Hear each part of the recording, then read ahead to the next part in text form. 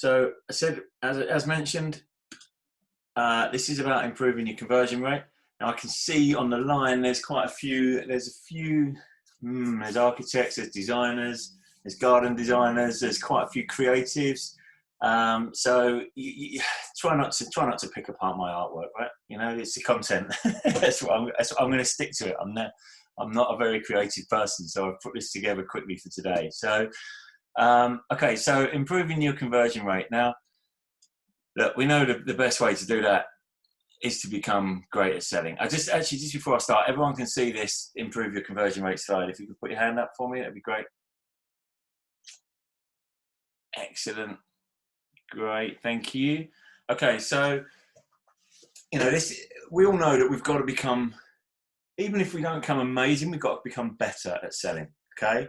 The amount of people that you've probably heard me say before when people say that they're crap at selling, you know, how many books, how many webinars, how many coaching sessions, how many courses have you been on to become good at selling?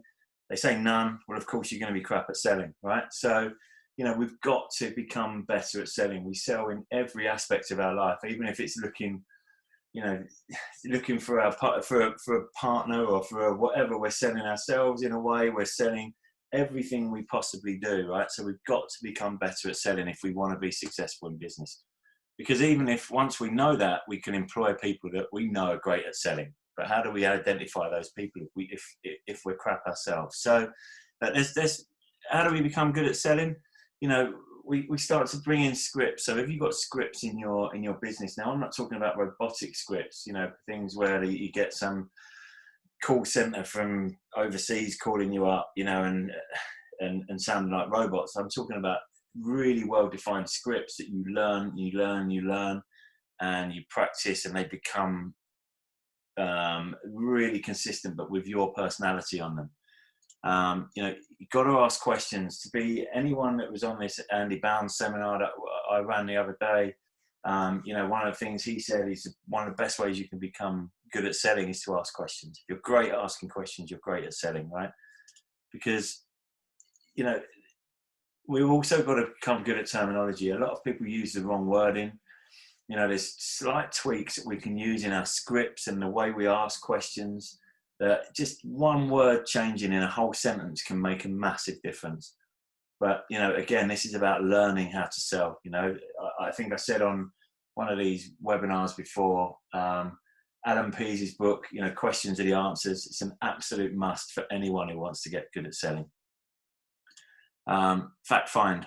So, you know, as I said, ask questions. The reason you ask questions and you actively listen, a lot of people think it's, you know, you're being, you know, you're shutting off when someone else is talking. You need to actually, you know, really actively listen, and find out the facts about what people want, what your prospects want from you. Why are they even talking to you in the first place? What's the problem that you're there to solve for them? You also want to build some excitement or interest. Now, I've put in excitement / interest because, you know, not every product and experience is exciting, right? But they've got to have an interest in it. You know, if somebody's not interested or excited by your products, there's no way they're going to buy from you. You know, you've got to strike that up with them. You've got to train staff. So if it's not you that's doing the selling, or you've got some staff, I can see on here, there's quite a few businesses on here with at least, well, I mean, there's someone here with pretty large sales teams actually. Even if you've got 1, 2, 5, 10 sales guys, you know, you've got to train them. These guys are the front end of your company. They represent everything you do. They've got to be consistent. They've got to use scripts. They've got to use the right terminology. They've got to find the facts by asking the questions. All of those things, right? Even if it's just you doing the selling, everything applies here.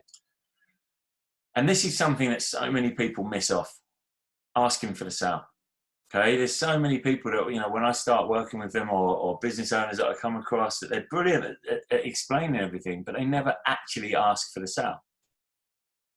And I think you'd be quite, you know, and maybe just take a second to think, when was the last time you asked if somebody was ready to buy?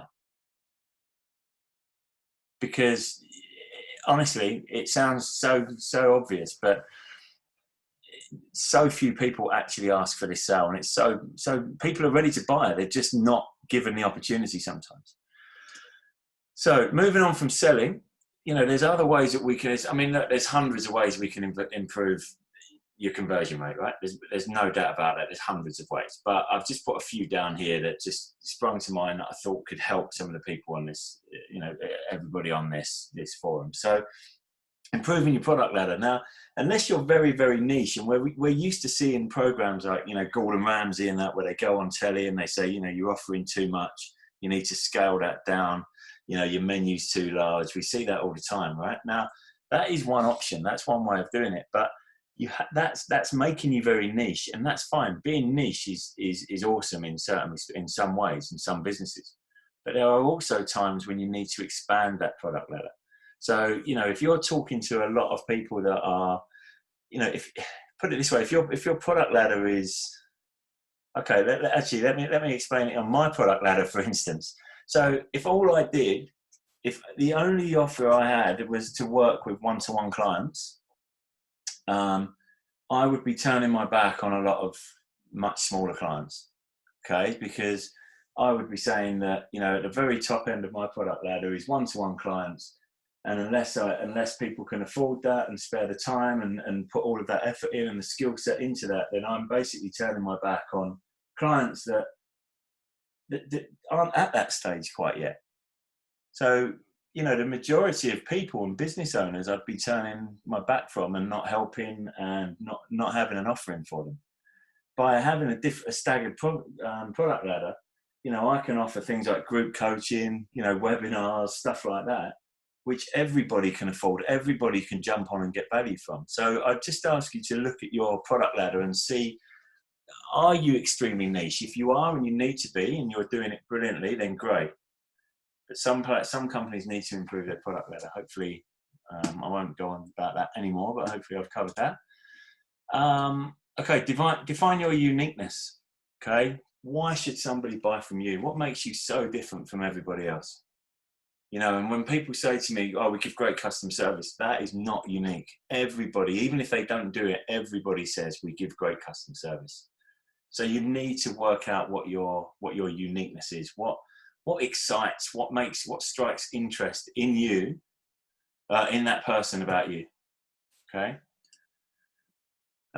Do what you said when you would, do what you said you would, and by when. Now, this is classic, right? How many people have over promised and under delivered? Do it the other way around. Under promise, over deliver. Just, what, if the majority trades are a classic of this, I can see a few trades on in now, actually, so they're probably what, but anyway, so trades are a classic of this. Just if you just did what you said you would do when you said you'd do it by, you'd be better than 9 out of 10 of your competition just by doing that. Okay. Add value. Always add value. You've probably heard me say in the past, there's 3 reasons people don't buy from you. One, they either don't like you or they don't trust you. There's not much you can do about that. The other one is they just don't need it. No matter how cheap it is, no matter how good it is, they just don't have a need for it. And there's not much you can do about that either. The one you can do something about is showing them the value. That's what you really, really need to do every single time. Is show somebody the value. If they're not buying from you, it's not because of the price, it's because they don't see the value in it.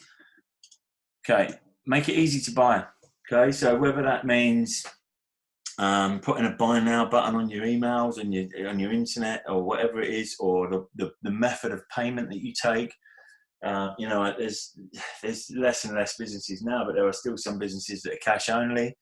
And people are walking out the door because they just don't carry cash anymore. So you've got to make it as easy as possible for people to buy. What's the worst thing that can happen? Someone wants to buy for you and they can't. It's too difficult. Make your websites really simple. Make the emails simple. Make everything as simple and as easy and quick to buy from you as possible. Make it quick and easy to receive from you. So, how many times have you gone to buy something and it's either out of stock or you need it by a certain date, but they can't deliver it until a week later, and you go somewhere else. So you've got to make it as quick and as easy to receive. In this day and age, even more than ever, everybody's used to this Amazon next day service now. So that doesn't mean that we all become Amazon businesses, but it does mean that society is expecting more and immediately, you know, so we need to react to that. Try before you buy. You know, it's just an option. There's a lot of businesses out there, a lot of products that you could really, you know, offer a try before you buy. I've done this in a lot of businesses before, dependent on the product, and you'd be amazed at how few people return anything, especially if you do what you said you would by the time you said you would. You know, you've got a great uniqueness, you know, all of these things, they all start to tie in, right? People wanted to buy from you. Why would they ever give it back if your product or your service is as good as you say it is? Guarantees. Now, you know, guarantees are, sometimes people look too hard for guarantees. You know, sometimes there's some really obvious ones out there. What guarantees can you offer your clients that would give them peace of mind, that would put you above all of your competition? And basically, when you're selling, you're removing all the reasons why somebody wouldn't buy from you. That's what you're doing. You know, so if you're offering guarantees and you're satisfying that, then awesome. Okay, so upsell, cross-sell, downsell. You know, we've heard it all before, but how many of us are actually doing it? You know, we all hear about upselling, right? McDonald's, you know, go in, do you want to go large with that? Do you want fries? Do you want this? Do you want that? Cross-selling and downselling is just as important. You know, it's just as profitable if it's done right.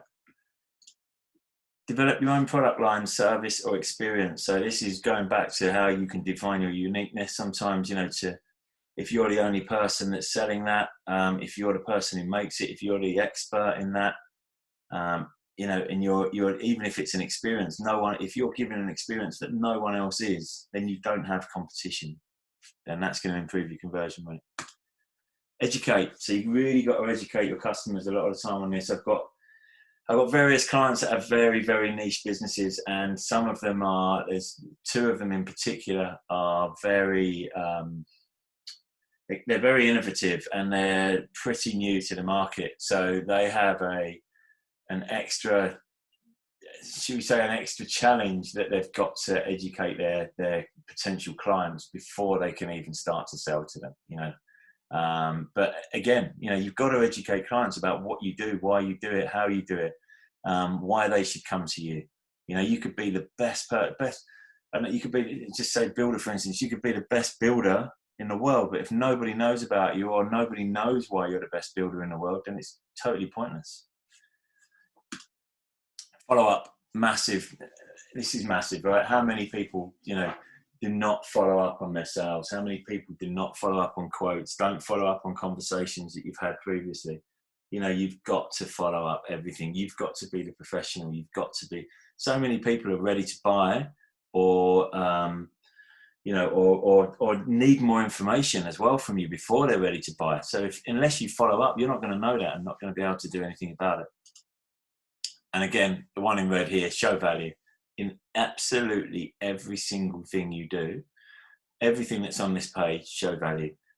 You know, as I said, there's hundreds of these. I've just put some down quickly. You know, take a snapshot of that page if you want. You know, it's there's quite a lot on there that what I'd like you to do is have a look at these and question your own business and think, am I doing everything? Where would I score myself out of 10 on each of these? You know, and again, like I always say, if you're scoring a 5 or 3 or 2 or whatever it is, don't try and go from a 3 to a 9 in one go. Try and go from a 3 to a 5. You know, what can you do that's going to make you better at following up? What's going to make you better at giving guarantees? What's going to make you better, you know, what's going to make it easier for your business to sell? How can you educate your customers better than you do now? You know, what can you do to upsell, cross-sell, downsell, all of those things?